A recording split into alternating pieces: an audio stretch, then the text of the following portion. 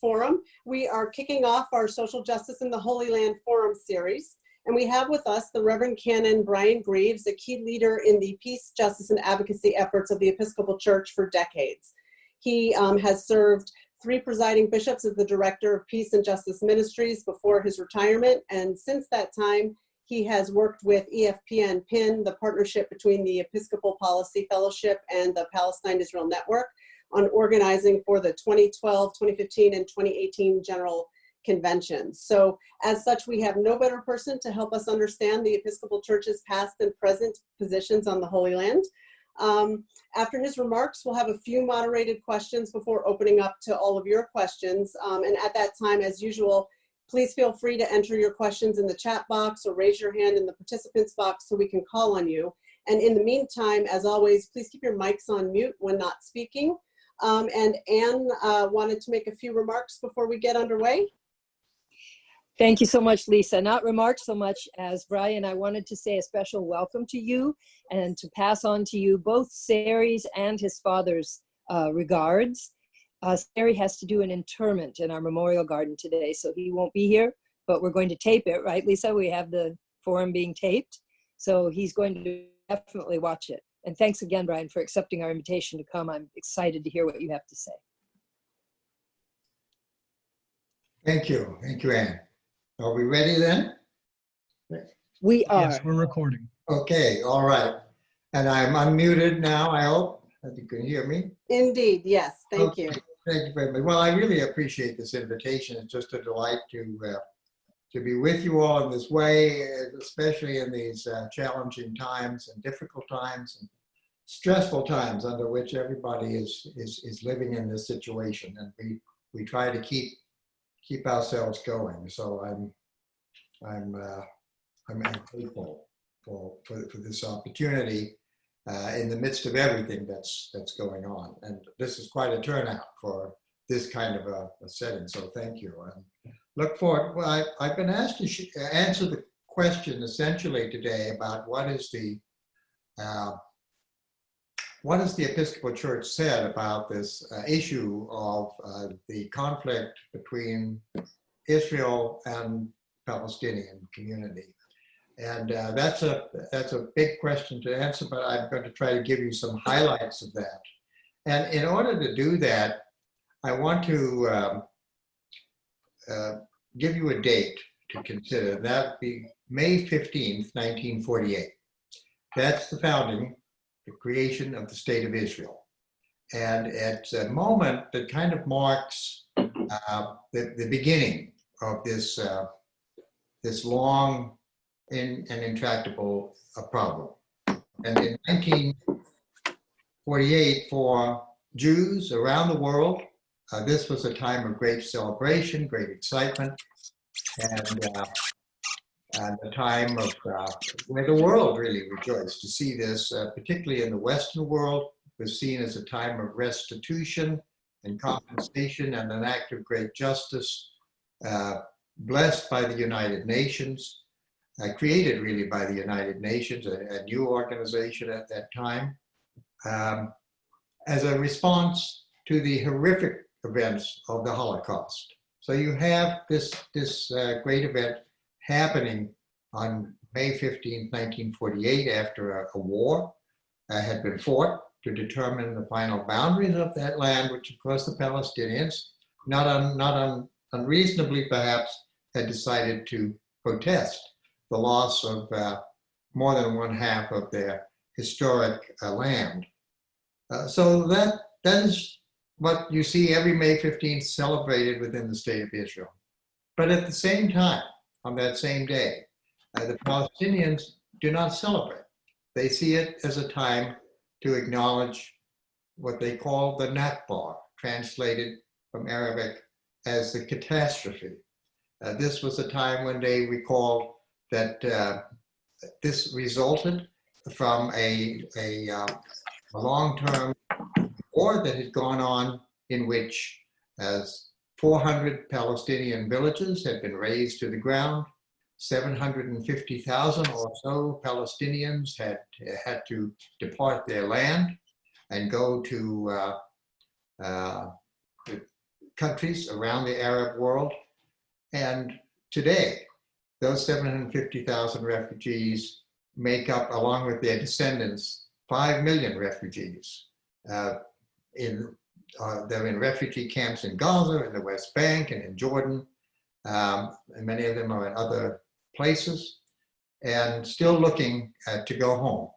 So for them, you have the Nakba, the catastrophe, a celebration for the Jewish community and joined by the Western world after World War II, and a catastrophe for the Palestinian people. And that's what we're looking at when we look at this issue, is how do you resolve this issue? For Palestinians, this was not about a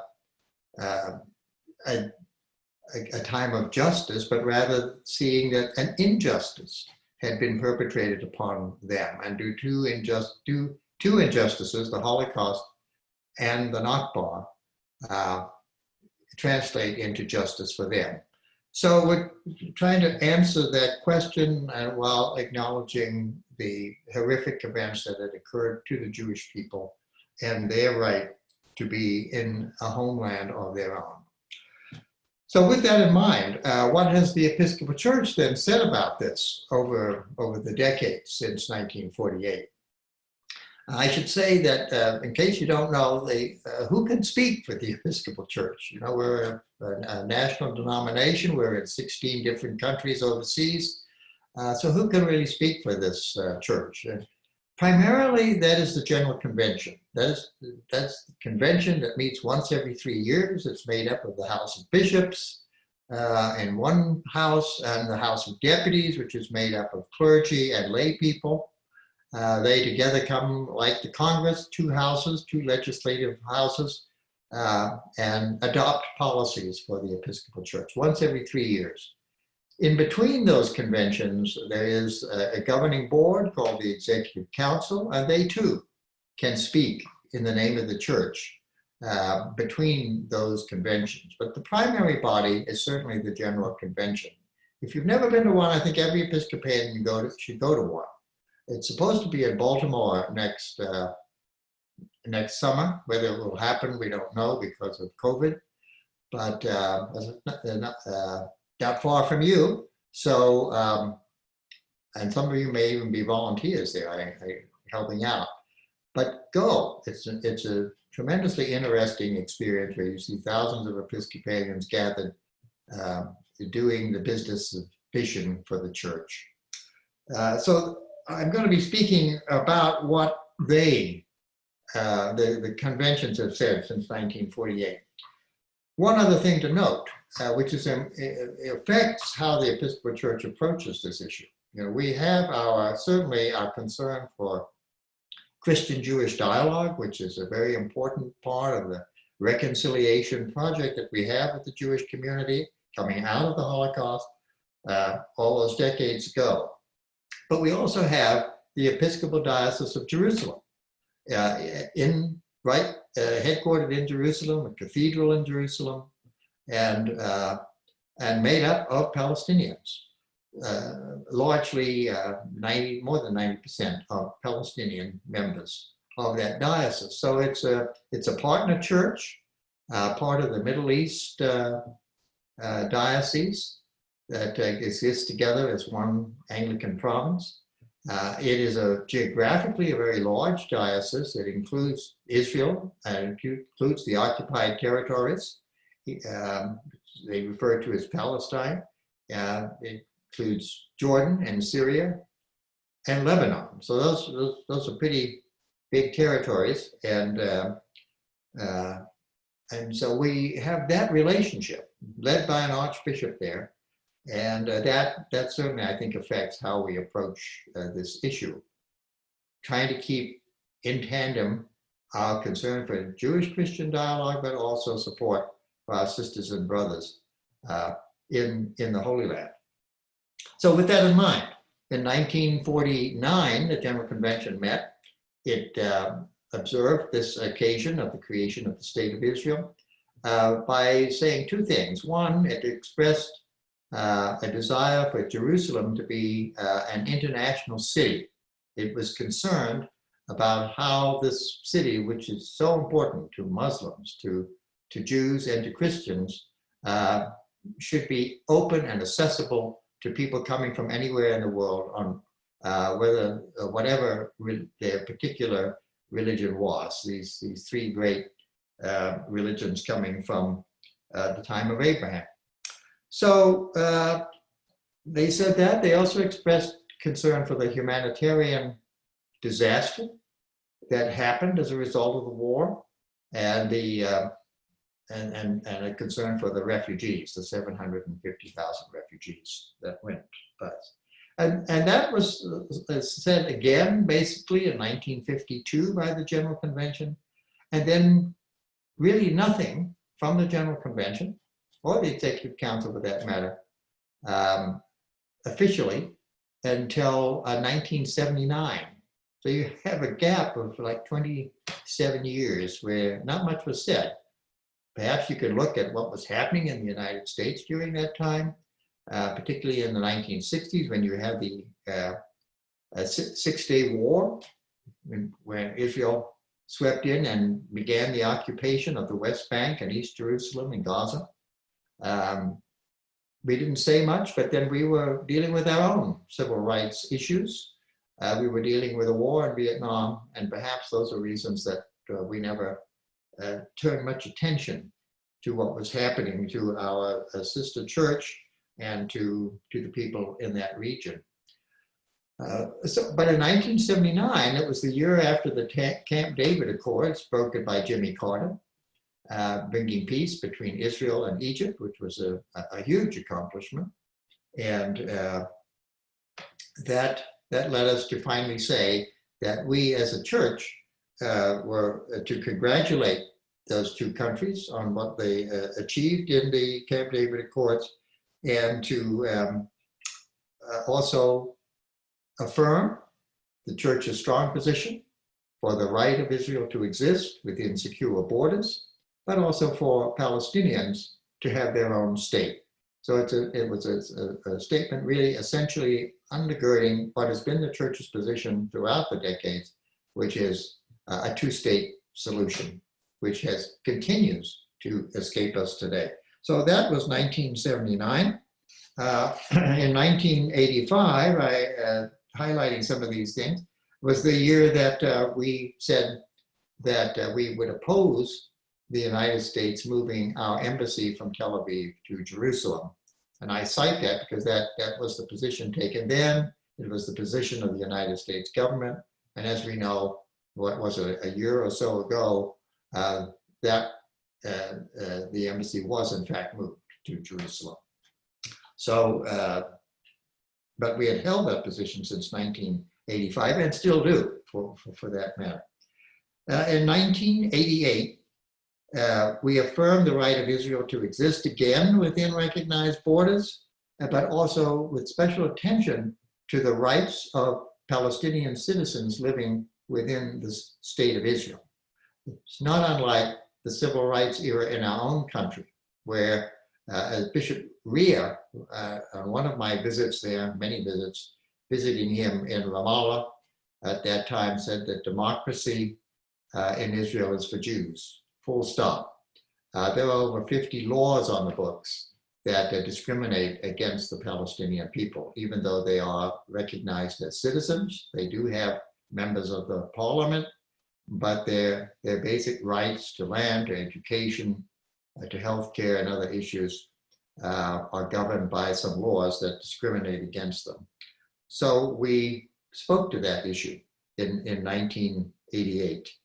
And then in 1991, and again in 1994, we took some really strong positions as a church. And this was following the first Intifada, which started in the late 80s and into the early 90s.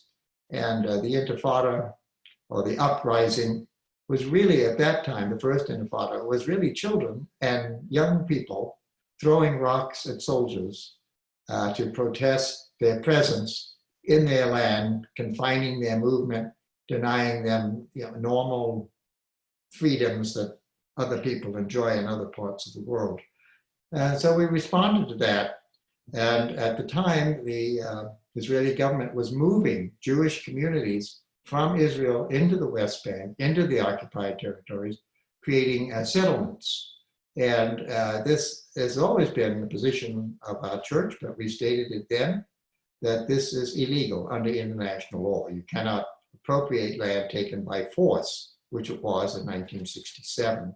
So we took a strong stand against that, and we called for the withholding of US aid in the amount that Israel spends on creating those settlements, and to hold that money in escrow until Israel could prove that it is not establishing those settlements.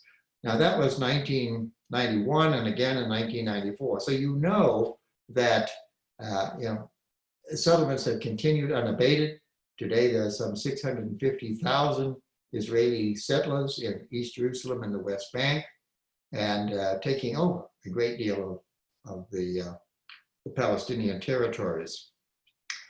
So that's been our position for all of these years as a church. There was one other resolution in 1991 that I want to mention that I think it's very important, and it has become more important as time has gone on. And that is that the convention said it wanted to distinguish between criticism of Israeli government policy and anti-Jewish prejudice or anti-Semitism. That there's a distinction between those two, and that we abhor anti-Semitism in all its forms. And certainly we've seen some dreadful examples of that only recently in our country. But that does not go to the extent that people should be denied the right to criticize policies of the government of Israel. Some people say we single out Israel, but in fact, the Episcopal Church has been very free in its criticism of many governments in the world, including our own country, speaking on a number of different issues. We have been critical of China, Myanmar, the Sudan, and other countries in the world. So I think that's important to understand, particularly now, when in fact the argument is being made by some quarters that any criticism of the government of Israel is in fact anti-Semitic.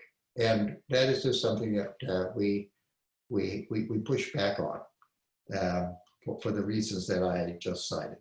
So in 1997 then, we called for the recognition of Jerusalem as the future capital of both Israel and Palestine.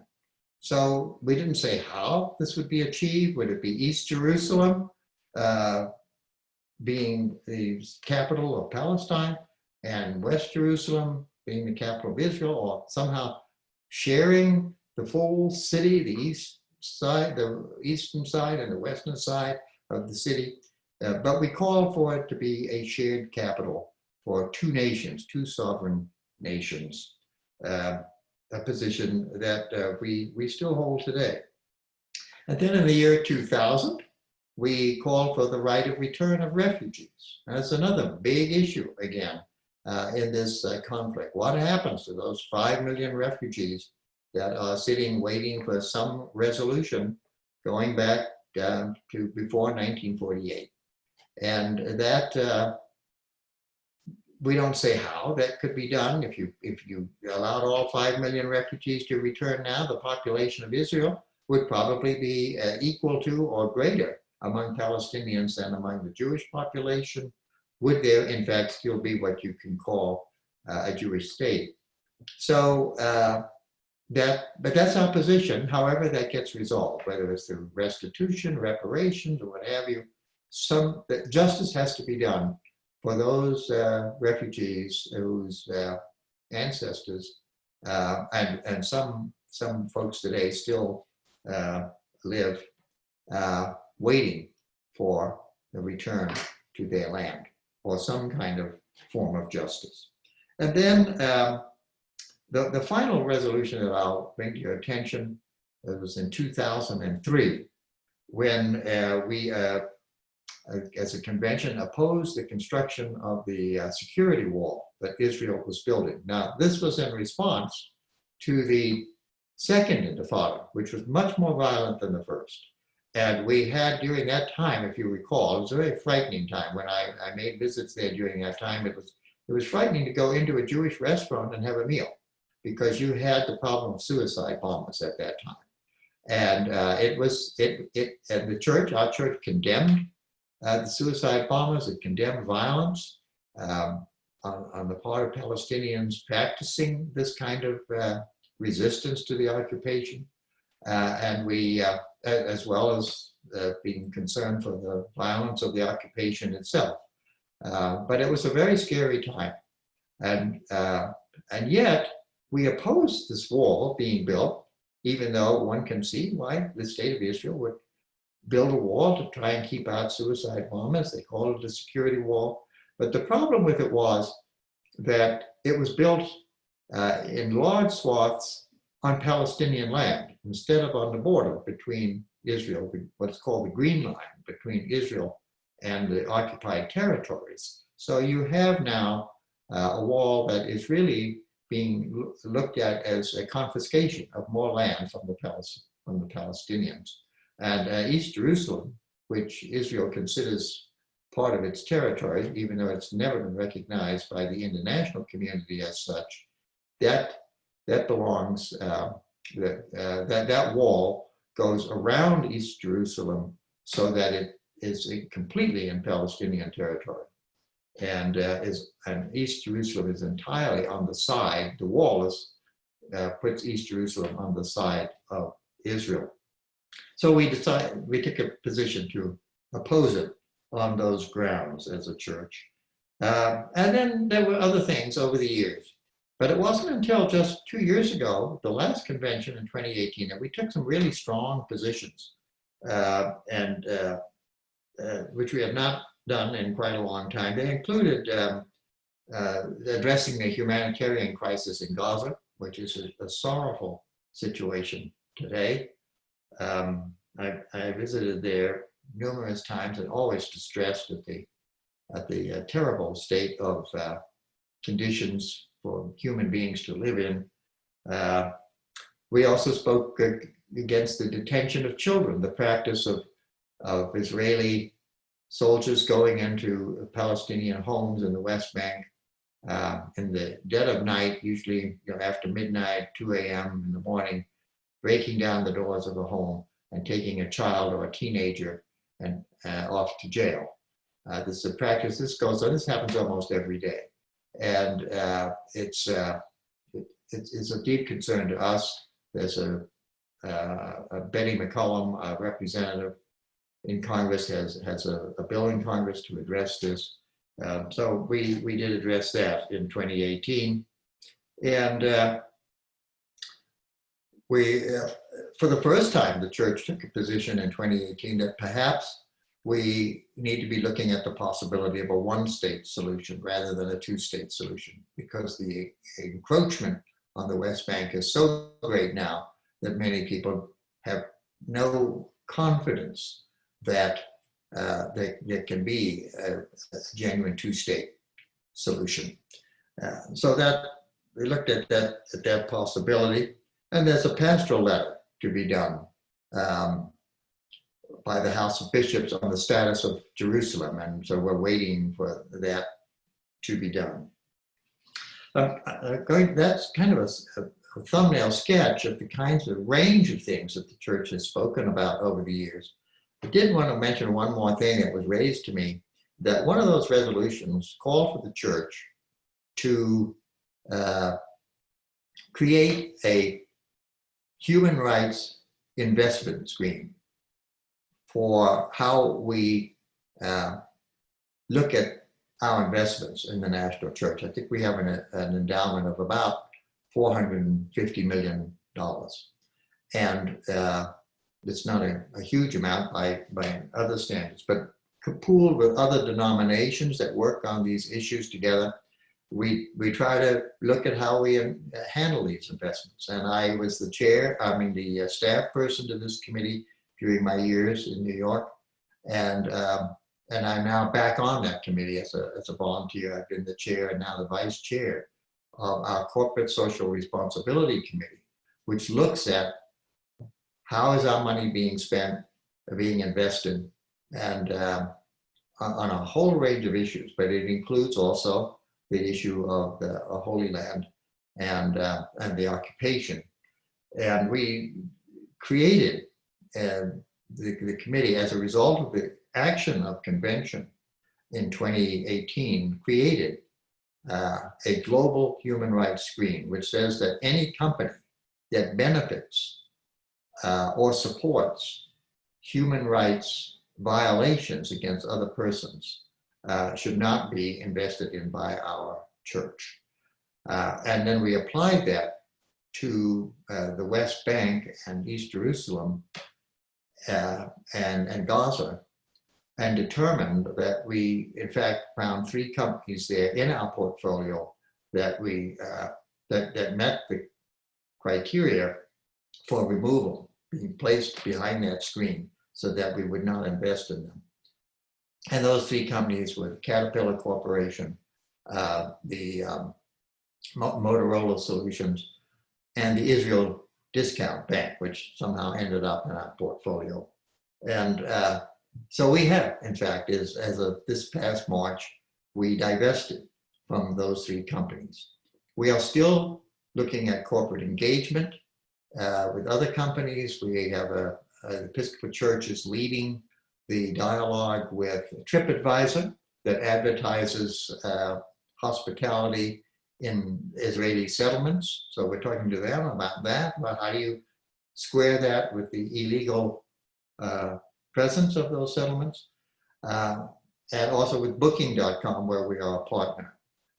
Facebook is also in our portfolio, and we've been monitoring what Facebook has been doing in terms of pulling down. Sometimes Israel asks Facebook to pull down posts from certain Palestinian perspectives, and we've been looking at that to see if, in fact, that's a violation of freedom of speech by Palestinians.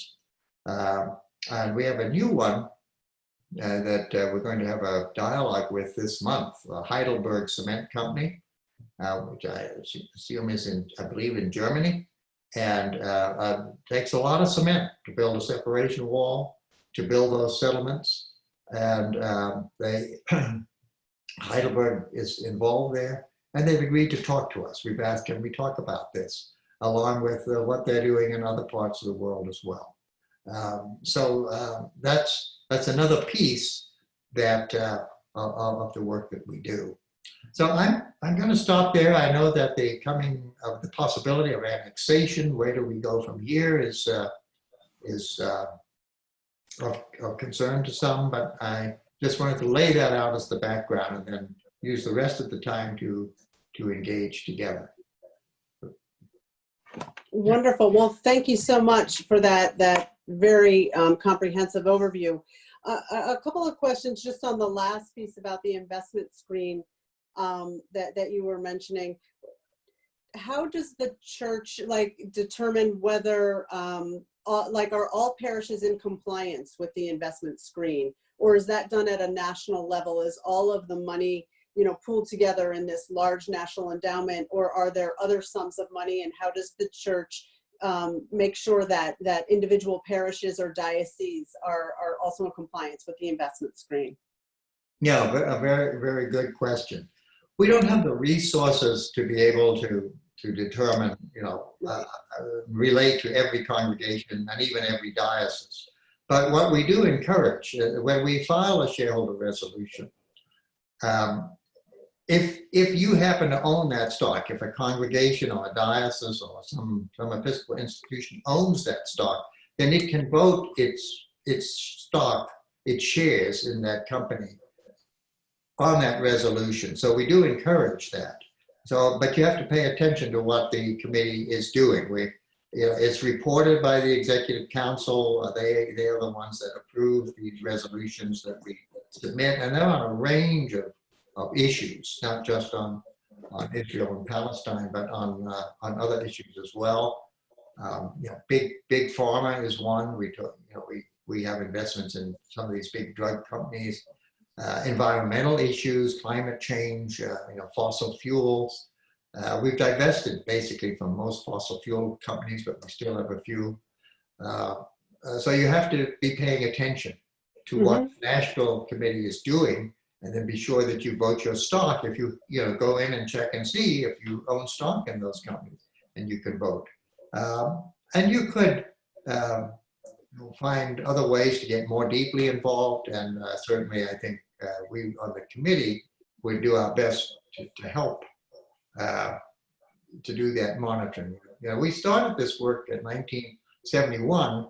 We were the first denomination to file a shareholder resolution, faith-based group to do that. And it was to ask General Motors to leave South Africa. And that was the beginning of that whole, it led to all these other denominations forming together. And today, now we have billions of dollars of different denominations coming together and speaking to corporations. Because it was successful in the case of South Africa. It took a long time. It took 14 years, I believe. The convention decided to divest at that point. And then the Congress in 1986 overrode Ronald Reagan's veto of a sanctions bill, which led to then hundreds of companies deciding to leave South Africa. And that caused the eventual collapse of the apartheid system. So we've had success. We've had success putting people on boards of directors. We decided we were the first church to do that. We said, we started looking at corporate boards and found that they were all white males, almost all of them. Yeah. As we started back, I think that was started back in the 90s, going after them to put in people of color on the board, to put women on the boards of directors. And today, I don't think you can find a 500 Fortune company that does not have at least some minority representation or a female representation on the board. So that's an ongoing effort, and I enjoyed that work because we actually did some things. We actually got some things done. It was interesting work, and I'm still enjoying it. Yes, no, I mean, that's an extremely effective mechanism for making change. And sort of on that note, how does the Episcopal Church work? How do they engage with the various administrations and congressional sessions on these issues? And also as well as internationally with like the UN or the government of Israel, is there any sort of advocacy done on that level? Yes, very good question. I would certainly encourage you to be a part of the Public Policy Network, the Episcopal Public Policy Network, which is a network of about, when I left, there were about 25,000 Episcopalians getting messages for advocacy from our Office of Government Relations. We have a very fine group of people working on Capitol Hill in the Methodist building, which is right across from the Supreme Court. And they run the Episcopal Public Policy Network, and they send out regular opportunities to speak to a variety of issues, including on this issue. And I certainly would recommend that because that office is in regular contact with members of Congress, with the administration, various cabinet departments of the administration. And so that's a primary way to be directly connected. And it will encourage you to establish a relationship with your local members of Congress, your local representative, and of course your senators. And that's a great guide to this kind of work. We do from time to time in some resolutions say, send a copy of this to the Prime Minister of Israel or the President of Israel, and to our government and to different entities. We have, when we discovered we had money in the Israel Discount Bank, we did write to the bank, ask them questions, and so that was a direct communication with an entity within Israel. But normally we work through our government channels. The U.S. policy is what we're concerned about. How does U.S. policy impact on these areas that the church is concerned about. Excellent, thank you. I see a number of questions coming up. Let me, John Ross, first in line. Hey, oh, this is really, really helpful. Thank you so much for coming. Just really answering a lot of questions we had. And I'd like to seek your guidance on one in particular, is that I think that a lot of our institutional investment as a parish is, overseen by the diocese. So we are in accordance with that investment screening. I wondered if you had any guidance. We've been talking about that in our Holy Land Committee, about if or how we might approach individuals within the congregation to speak to them about their personal investments. And so 2 questions on that. One is, is that something that you guys have some thoughts on? And 2, are there examples of churches or parishes that are doing a really good job in terms of communicating clearly and effectively with their parishioners about how that their investment might work in their own lives in terms of an investment screening strategy? Thank you. Yeah, that's a very good question. We haven't done a lot at the national level just because of resources, but we have had conferences, and the church pension group has gotten involved in this. The church pension fund, which has a lot more money than the national church. I think they've got about $12 billion for the benefit of clergy and lay employees of the church. So they have a considerable influence to play, and they've been more involved. They didn't used to be. And they do these regional conferences. They're now doing them virtually. So you might look to see what they've got coming. I think there's one coming in September that you could encourage members of congregations to look at. It's hard with my own investments, I have a good percentage of it in a screened fund, a socially responsible fund, so that it doesn't get used for, fossil fuels and human rights violations on certain issues. And people can do that. There are lots of socially responsible investment opportunities now that didn't used to be there. So individuals can learn about those. Amy Dominy is an Episcopalian, and she has the Dominy Fund that she created. She's based in Boston, and you can look at the Dominy Fund as one opportunity. That's where I have put some money from time to time. And it pretty well tracks the S&P 500, somewhere around there. So it isn't true that if you invest in a socially responsible fund that you won't make as much money, because you'll be missing out on oil profits or something like that. So people can take a look at that. The other problem for a lot of people is they invest in 401ks, and these get involved in mutual funds, and mutual funds are really hard because they you can't do shareholder resolutions because so many companies are in those entities. So that is a hard one. We haven't figured out yet. Nothing is perfect when you do investing. Some of that money is going to get swept up into something that you probably would rather it didn't, because you can't really control what a mutual fund is going to do unless you go 100% for a socially responsible fund.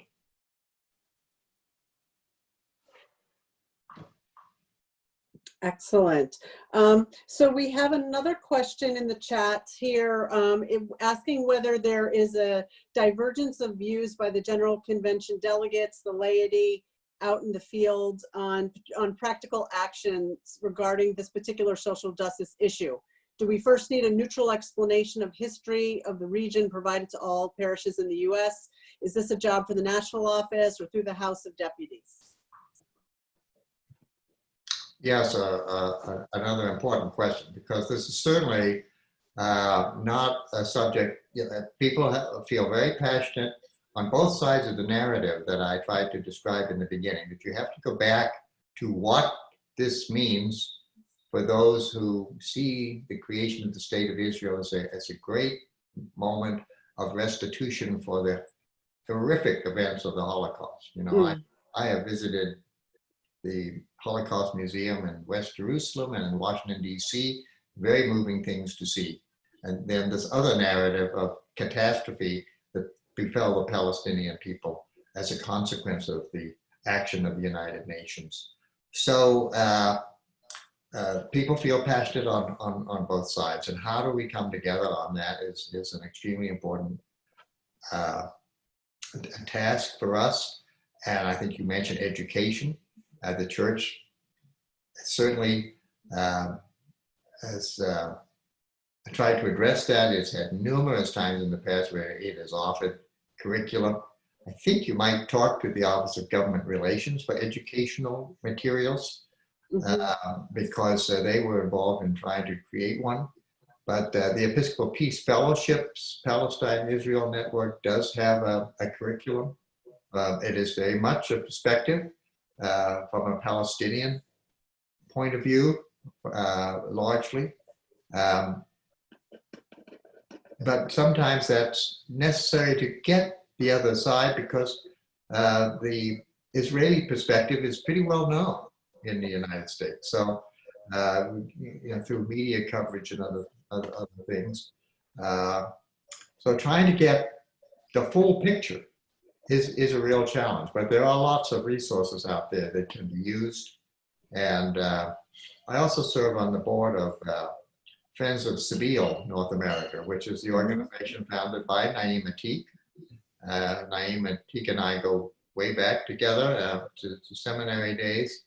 And so Sabeel has some resources as well that people can look at. But again, that's from a Christian perspective, less from a Jewish perspective. But there are lots of educational opportunities if you want to look into that. Thank you. And can I ask, what can we expect out of the next convention in 2021 on these issues? Like, for example, on annexation. I see that the Jerusalem diocese has taken a position, but I don't think I saw the Episcopal Church taking a position on that yet. Do you have any insight on that? Yeah, I don't believe that the Executive Council has really looked at that yet. Probably, there may be something said between now and then, I don't know. We'll certainly have some shareholder suggestions for the Executive Council from the committee that I serve on. But the issue of annexation will have to be addressed. Whether it will have happened or not is still an open question. There's some pushback within the White House, particularly from Jared Kushner, which kind of surprised me, but he's kind of pushed back and said maybe we shouldn't do this. And so he's kind of held things up. But knowing this president, the way he operates, I think, usually he does what he says he's going to do. And he's made it clear that he's in favor of this. So we'll just wait and see. It will, of course, exacerbate the situation. That is already, I think we have to recognize 650,000 settlers are already in the West Bank and East Jerusalem. So annexation of more territory, the settlements in effect are already a form of annexation, creating a situation, making a two-state solution very, very difficult at this point. I'm sure that'll be addressed by the convention quite strongly in 2021, if there is a convention in 2021, maybe 2022. But it will be there. I'm on an advisory committee for the Episcopal Peace Fellowship on this issue, and they're looking at the issue of being able to address sanctions or boycotts or divestment, because there is an effort in Congress to make it illegal. And so this becomes a First Amendment right free speech. And I think that is going to be on the docket for the convention next time as well. Great, interesting. Thank you. We have a few more questions. Rodney, would you like to ask your question, or shall I read it from the chat? You're muted. Okay, so I'm unmuted now. Okay, so I have a different perspective on this, and my perception from hearing you talk today is that the church has been largely talking to itself for a few decades. And people who take one side of this issue have been supporting and helping their friends who take the same side. And what I don't see is really any real engagement with people who are sympathetic to the concerns of Israel, concerns for just staying alive in that part of the world where they're surrounded by so many hostile powers. You know, if you look at something like the Pew Institute, the Opinion Reporting Institute, did a survey on Middle Eastern attitudes about 2005. And if you look at the attitudes toward Israel in the populations of any of the surrounding countries, it's horrific. And I see no indication that the situation has changed. So just to reiterate my question briefly, why aren't we giving ear to the concerns of Israel, the real concerns, and engaging the people of Israel, letting them speak at our forums, presenting films which show the positive aspects of Israel instead of what we see ordinarily, which is an extremely lopsided set of presentations that continually throw negativity toward them? Yeah, thanks for that question. I think the problem is the occupation. That's full stop. You have a country that is occupying another people, and we've been unable to see that problem resolved. And certainly the church has continuously over the years affirmed the right of Israel to exist within secure borders, to be free from invasion from the outside, and has addressed the issues of anti-Semitism when it has risen to that level. It has condemned the violence against the state of Israel when it has been threatened in that way. So I think it's not true that the church does not address that. But what it does also address is the injustice of the occupation itself. And I think that until that is resolved, you have an oppressive power and an oppressed people. And you know, it's not two equal parties to this conflict. It's a very Israel. You say it's under threat, so maybe so, but it is the, you know, I think the fourth largest military presence in the world, and it has the backing of the Western world, and particularly the United States. So I don't know how we're going to come together, but that's why I said up front that we have the two narratives, and you just presented one, and it is a narrative that you hear a lot. And I think the church is trying to say there is this other narrative. We need to consider both of them together. I think that's what we've done. We've tried to do. I think we've done a pretty good job of it. May I make one follow-up? I'll be brief. Sure. So the 1967 war is what created this occupation. 3 years before that, 1964, Palestine Liberation Organization was formed with the intent to destroy Israel. What was the church's response? Well, as I said, there was nothing said from 1952 until 1979. Again, you're just repeating the double narrative. this was the Palestinian with the creation of the PLO was responding to resist against this a takeover of their land. We have always, well, certainly in 1979, supported the right of Israel to exist within borders. Why I didn't say anything in 1964, 1967, or 1969 when it had a special general convention. You have to go back into history to see and find out about that.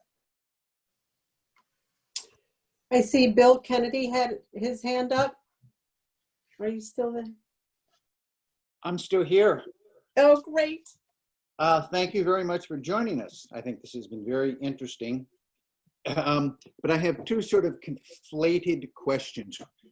Having spent a good deal of my professional career hunting Nazis and, so to speak, avenging the Holocaust, one would think that my, I don't know, Jewish bona fides, I mean, I'm not Jewish, but, I'd be accepted and not perceived as anti-Semitic.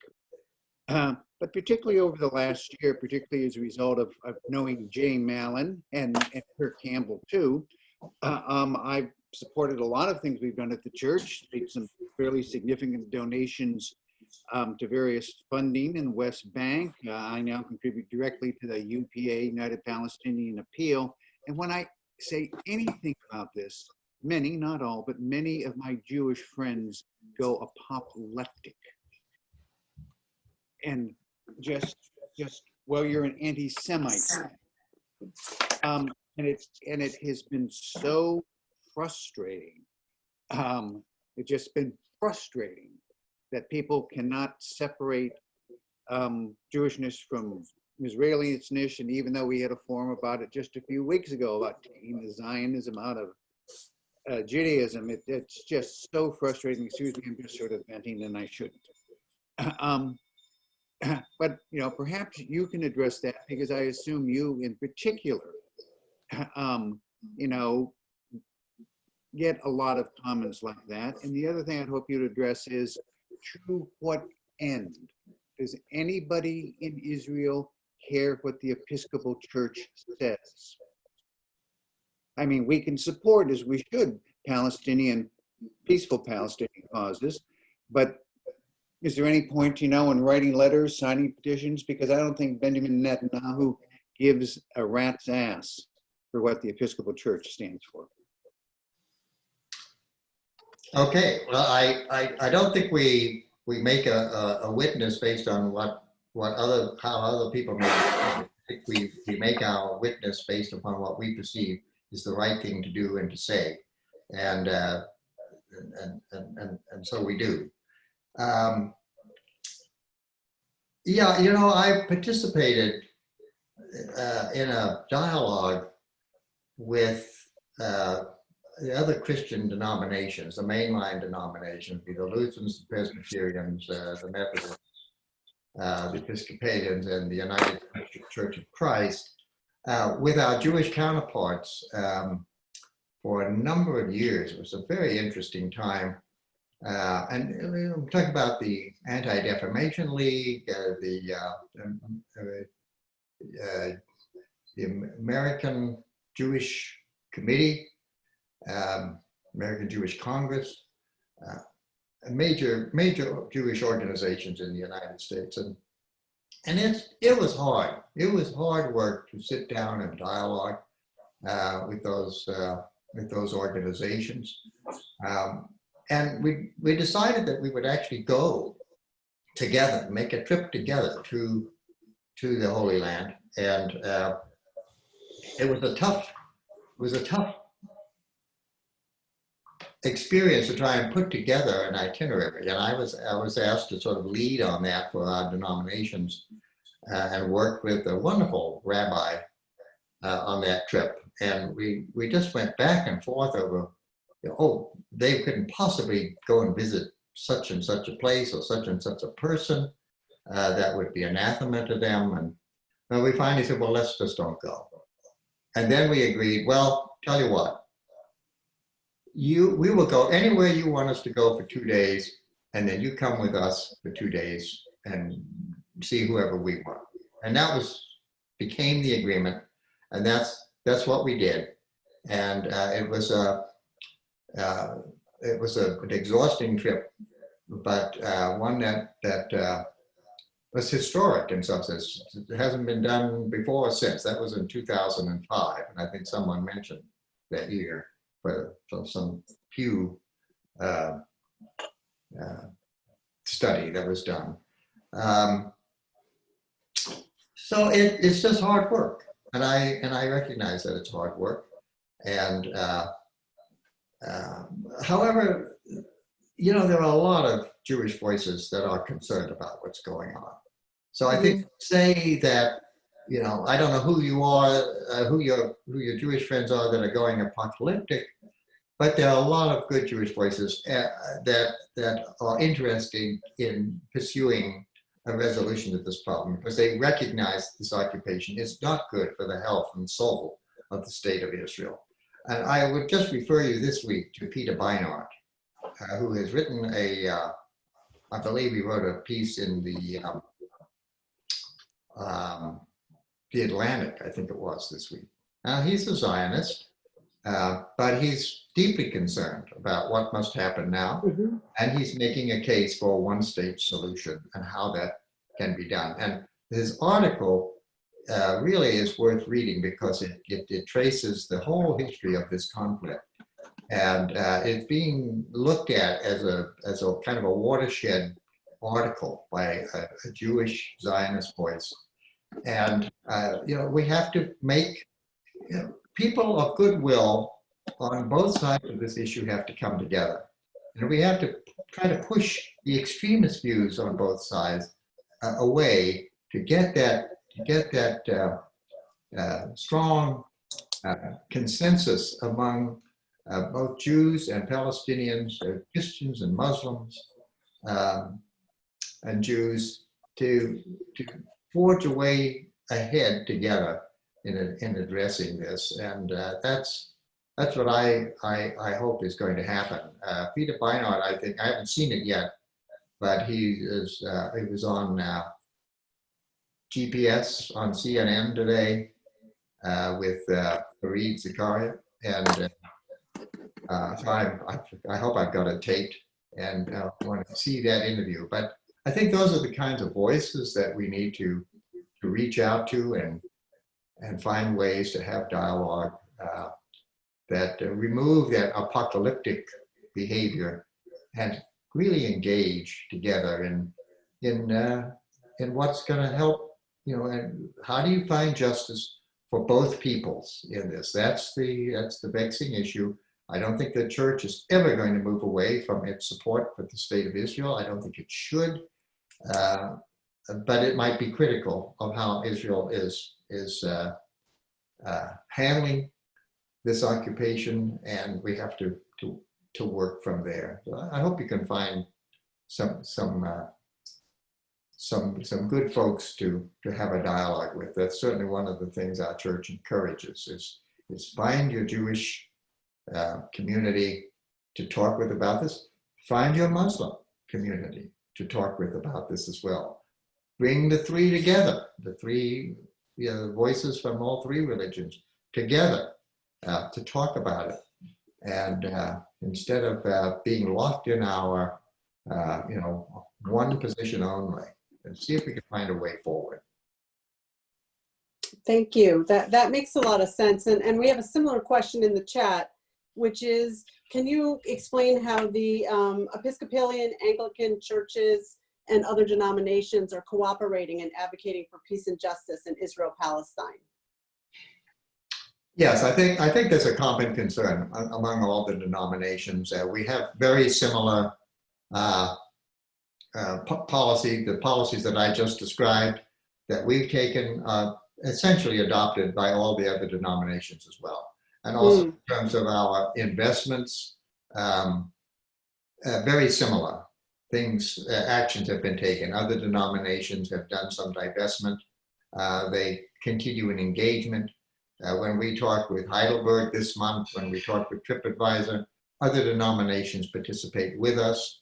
So we all see, certainly among the mainline denominations, a way to try and move forward together. And essentially, that's what we try to do. And I participate in a number of ecumenical discussions now around this issue. Excellent. Thank you. Well, we're holding you a little bit over. We have, I think, maybe one question, if you have time, from Jay Mallon. Okay, sorry. I'd taken my hand off. Thanks so much for joining us this morning. This has been really helpful. And I'm actually going to put up the link to the Peter Beinart article. But I wanted to ask about BDS. I've heard representatives both of conservative Jewish organizations, but of more progressive Jewish organizations say that they feel BDS is at its core anti-Semitic. And I just wondered what your response was to that. Yeah, I think again that's a place where that resolution saying that criticism of Israel, which might be for some people lived out through BDS, particularly when it's focused on the occupation. I think you have to be very careful when it gets into challenging, and some people see BDS as a challenge to the legitimacy of the state of Israel. And you have some organizations perhaps involved in that perhaps that is their goal. So we have to be careful there, but I think the church has practiced divestment or the corporate engagement for many years on many subjects, and this is one that should be no exception. That we've taken the position to divest from some companies, and I think we will continue to do that. It's a legitimate form of free speech in this country, and I think that it's going to be around for a while because, you know, economic pressure is a form of nonviolent resistance. And that's what the civic groups in Palestine are trying to say. You don't want us to do anything violent, but this is our nonviolent response to this problem. So we're trying to thread that needle and do this in a responsible way. I think we are, as a church, doing it very carefully and responsibly, but it's a tool that should be available to people that want to get somewhere with this issue because it's effective. Next question. Wonderful. Well, thank you so much for joining us today. And if I could just ask one quick final question, and I don't know if it's an easy answer for you or not, but what does justice in the Holy Land look like to you? Do you think it's attainable? You know, that's a very good question. I don't want to say what justice should be. I want the Palestinians and the Israelis to determine that, and who am I to say? But it's certainly looking like a one-state resolution, a country that is for a binational state for two peoples together might be where this is going just because of the facts on the grounds as they are. But I don't know. It's not for me to say, but I certainly think we need to encourage the parties to come together and find that way forward together. And that's about finding goodwill. And there are voices of goodwill on both sides of this issue. If we can just, you know, lower the rhetoric and get these folks together and try to move this forward. It's the toughest problem, I think, other than racism in our society, is the toughest issue that I've addressed in my years working for the National Church. Yes, no, I can see that, and thank you so much for your good advice and for all of your good work on this tough issue. And we will look forward to continuing the conversation. And thanks again so much for being with us today. I'm very delighted to have been so. I'll leave you with this little anecdote. You know, I went with Naim Atik to see his home that his family lost in 1948, and saw the property there, and which was also, of course, would be Father Sori's property as well, that the Atiks lost during that war. And I remember when we saw it, I looked and I said, well, my gosh, there's a bank on that property. And there's indeed an Israeli bank, the Leumi Bank. And Naim said, yes, it is a bank. And he says, and when we get our property back, I want to keep the bank. So I really love I mean, Naim is a great example of a person who has seen so much suffering of his people, and yet he, does not lose a sense of humor and maintains some levity in the midst of all this. And I so admire both the Jewish voices that we know that speak out on this, but also our wonderful Palestinian sisters and brothers. I've just been so moved to meet them over the years and to see how they stay resilient in the midst of immense personal suffering and hardship. So thank you very much for the opportunity to share a little bit of my past experience with this issue. Thank you, and thanks again. And if you look in the chat, you'll see lots of thanks coming through from everybody in attendance. Thank you. Okay. Thanks. Have a great day. You too. God bless. And stay safe, everybody.